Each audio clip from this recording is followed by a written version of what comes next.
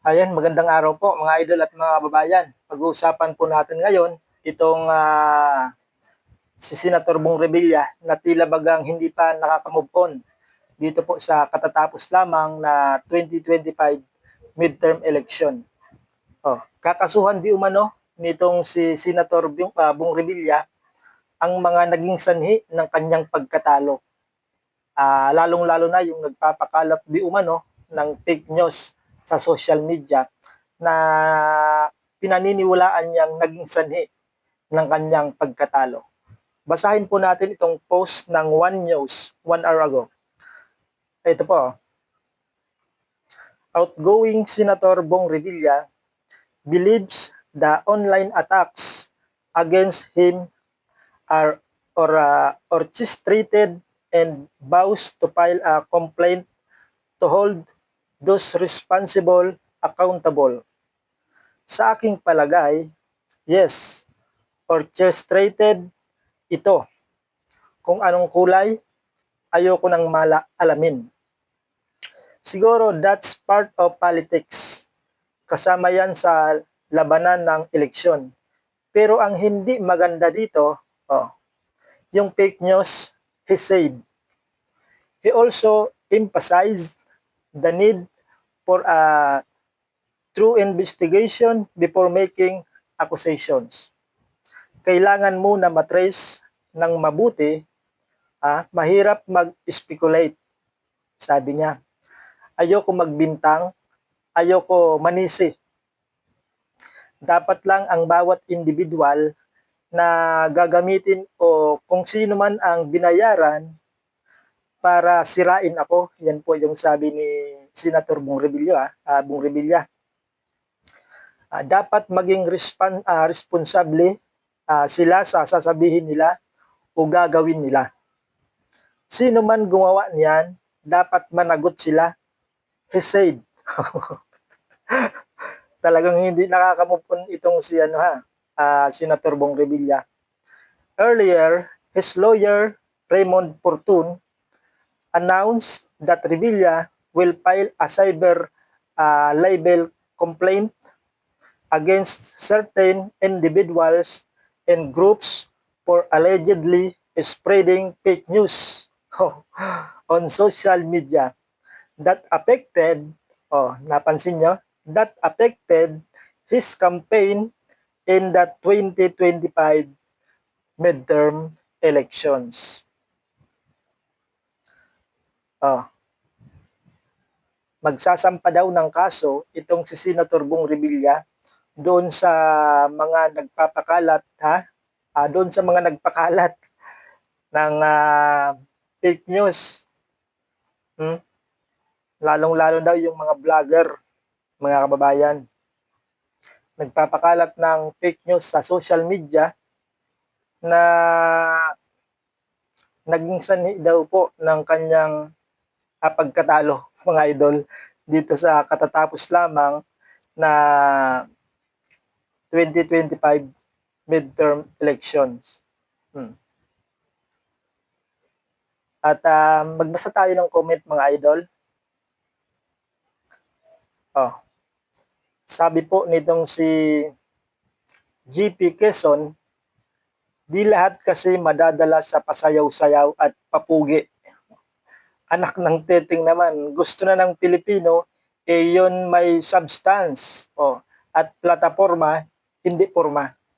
Hindi puro forma. Yan po yung sabi ni GP Quezon. At ang sabi naman po nitong si Cedrex Cruz, di na umubra ang budots dance. Umay na. Naumay na daw sa kabubudots mo, Mr. Senator.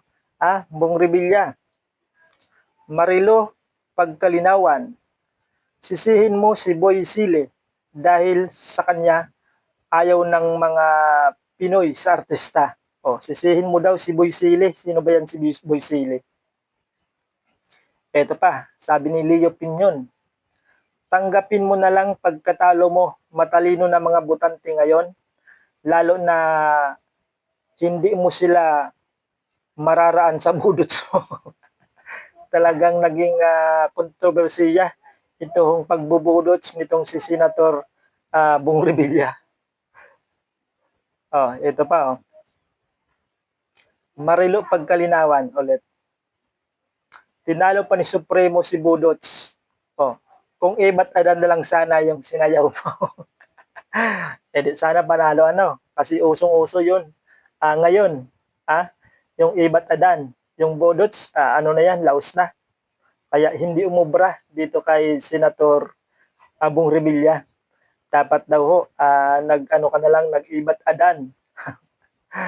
Oh. Ito pa, Alberto Apolinario. Bakit kung manalo ka ba, sa demanda mo, magiging senador ka ba ulit? Sa demanda mo, magiging senador ka ulit? Oh. Tanggapin mo na pagkatalo. Ayaw na talaga sa iyo ng masa. Sawa na sa iyo, sa inyo ang taong bayan. Wag mo na ipilit sarili mo, wag ka nang manisi sa iba. Sabi ni Alberto Apolinario. Natuto na kasi ang mga botante, sabi ni Felix de Silva. Ito pa. Romeo Beringkil, ito yung kanyang sabi tanggapin mo na lang ang pagkatalo kasi ayaw na sa iyo ng taong bayan. Sabi nitong Kapuso GMA page, move on na Revilla, wala ka nang magagawa dahil may nanalo na. Ba't pambira kayo ano? Mga pasaway talaga ito. Na nagko-comment dito. Ito pa. Alan Oribinya, hindi na umubra yung agimat. Yung agimat nyo sa Biyernes Santo, hanap kayo uli ng bagong anting-anting. Maghanap ka daw ng bagong anting-anting, Mr. Senator Bong Revilla. Hindi na daw umabra yun yung agimat mo. Ito pa. Ito pa yung sabi nitong si Minpy M. Tumang. Ayaw na talaga sa'yo ng tao. Tanggapin mo na kasi ang katotohanan. Hindi na makuha sa budots ang mga botante. Ito pa, Nobi Hope. Move on. Talagang hindi na kinagat ng mga voters ang mga artista. At dami naming pagpipilian. Anyway, kaming Maka Duterte, alam namin na hindi ka pabor sa impeachment. Kaya hindi ka target. Tanungin mo ang Pinklawan. Tanungin mo si Marcos at Tamba. 1 week before the election, ramdam namin na ilalaglag kayo ni Abalos. Aba, malakas din pala yung pakiramdam nitong si Ma'am Nobi Hope Ma'am Nobi Hope. So, abangan po natin mga idol kung sino-sino pong mga nagpapakalat di umano ng fake news yung makakasuhan nitong si Senator Bong Revilla.